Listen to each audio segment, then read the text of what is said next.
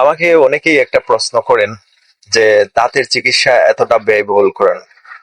জানেন, একটা দাঁতের চেম্বারে দামি ডেন্টাল ইউনিট, দামি দামি বিভিন্ন যন্ত্রপাতি ব্যবহার করতে হয়।